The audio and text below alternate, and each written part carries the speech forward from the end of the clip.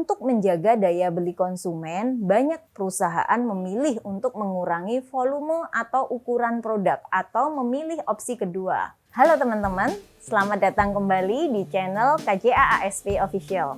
Teman-teman pasti sering nemuin kan produk yang dulunya gede sekarang jadi mengecil tapi harganya tetap sama. Atau yang dulunya punya isi 4 sekarang tinggal 3. Nah, ini adalah satu strategi marketing perusahaan nih teman-teman. Namanya adalah shrinkflation, di mana terjadi penyusutan ukuran produk tetapi tetap dijual dengan harga yang sama agar perusahaan memperoleh keuntungan. Kata shrinkflation ini berasal dari bahasa Inggris yang merupakan kata shrink yang artinya penyusutan dan flation diambil dari kata inflation yang berarti inflasi.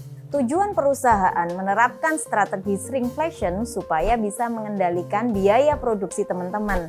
Alasan lain adalah karena harga bahan baku yang semakin mahal karena inflasi sedang kemampuan daya beli sama. Untuk tetap mempertahankan konsumen, karena bila harganya dinaikin pasti konsumen tidak mau membeli lagi, jadi perusahaan biasanya melakukan strategi ini dengan tetap menjual dengan harga normal sehingga tetap bisa bersaing di pasaran. Tapi tidak hanya perusahaan saja yang untung, konsumen tetap dapat keuntungan juga teman-teman, yaitu produk tetap terjangkau walaupun penyusutan tidak terlalu signifikan. Lalu apa sih penyebab dari shrinkflation ini? Apalagi di tahun 2023 ada isu resesi pandemi COVID-19 pemicu lonjakan inflasi yang melanda berbagai negara di dunia. Dan di Indonesia pun memiliki tingkat inflasi sebesar 5,9% pada September kemarin. Nah, kejadian inilah yang membuat perusahaan melakukan strategi pengendalian ongkos produksi karena naiknya harga bahan baku.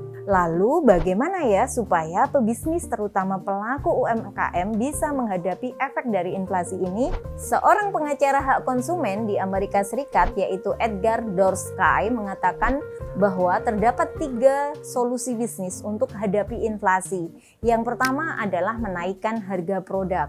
Yang kedua adalah mengurangi produk. Yang ketiga adalah membuat ulang produk dengan bahan yang lebih murah. Untuk menjaga daya beli konsumen, banyak perusahaan memilih untuk mengurangi volume atau ukuran produk atau memilih opsi kedua. Bagaimanapun, perusahaan ingin menjaga minat konsumen dan menjaga produk mereka itu untuk tetap eksis dalam pasar. Biasanya, ketika kuantitas produk dikurangi, perusahaan akan membuat kemasan baru yang lebih menarik, sehingga konsumen tidak menyadari adanya penyusutan tersebut. Hal ini merupakan upaya mengatasi inflasi dari sisi perusahaan.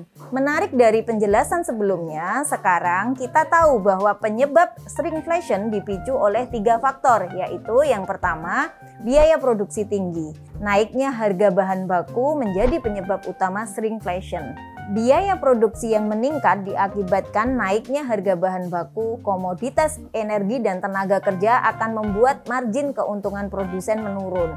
Maka perusahaan akan menemukan strategi untuk mampu bersaing dalam pasar dengan mengurangi berat, kuantitas, atau volume produk dengan harga eceran yang sama. Hal tersebut dapat meningkatkan keuntungan pada pihak produsen sendiri. Selain itu, kebanyakan konsumen tidak akan menyadari adanya pengurangan kuantitas produk.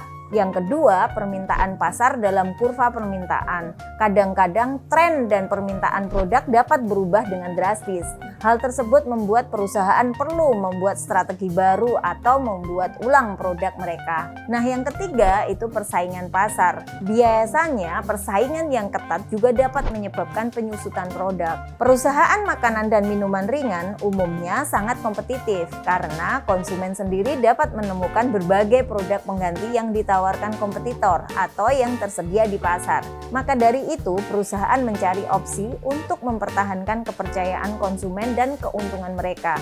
Lalu, apakah inflasi dan shrinkflation saling berkaitan? Inflasi dan shrinkflation tidak sama, namun keduanya saling berkaitan. Hal tersebut disebabkan karena adanya kenaikan harga baku dan membuat biaya produksi perusahaan pun ikut naik. Inflasi berdampak pada harga di pasar. Adanya kenaikan harga ini membuat perusahaan membuat strategi untuk mengecilkan produk mereka untuk menutupi kenaikan tersebut. Untuk menetapkan jumlah penjualan, biasanya perusahaan melakukan penyusutan atau shrinkflation. Ada beberapa perusahaan yang melakukan shrinkflation secara sembunyi. Hal tersebut berisiko akan membuat konsumen kehilangan kepercayaannya. Namun, ada juga perusahaan yang melakukan shrinkflation secara terbuka kepada publik.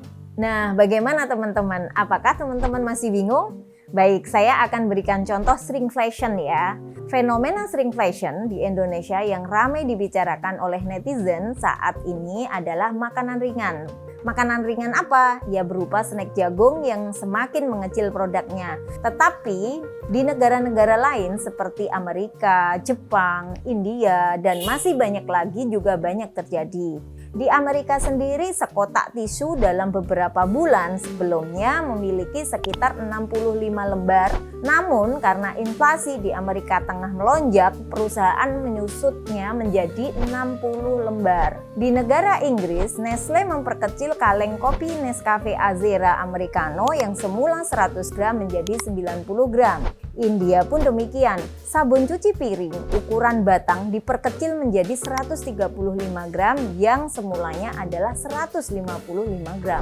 Perusahaan Calbee Inc. di Jepang sebagai perusahaan pembuat makanan ringan pada bulan Mei melakukan shrinkflation secara terang-terangan. Perusahaan mengumumkan bahwa pengurangan berat makanan hingga 10% dan harga pun naik sekitar 10% pada produk-produknya. Nah, kesimpulannya teman-teman, tujuan dari shrinkflation adalah untuk mengendalikan biaya produksi perusahaan, strategi dapat tetap bersaing di pasar, dan sebagai upaya mengatasi inflasi dengan cara mengurangi ukuran produk akibat kenaikan harga bahan baku. Adanya shrinkflation ini memberi keuntungan kepada konsumen, produk tetap terjangkau meskipun terjadi penyusutan yang tidak terlalu signifikan. Sedangkan untuk perusahaan dengan melakukan penyusutan kuantitas ini dapat mempertahankan atau meningkatkan keuntungan dari hasil penjualan produk. Tetapi ada juga kerugian dari shrinkflation sendiri, yaitu potensi akan menimbulkan hilangnya kepercayaan konsumen,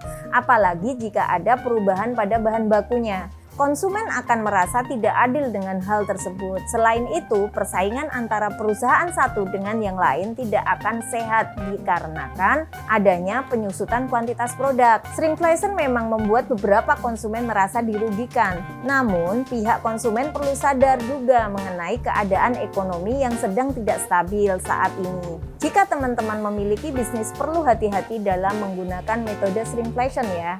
Teman-teman perlu cermat dan berpikir secara matang untuk mengambil keputusan. Semoga video ini bermanfaat dan tunggu video selanjutnya ya. Salam sukses buat kita semua.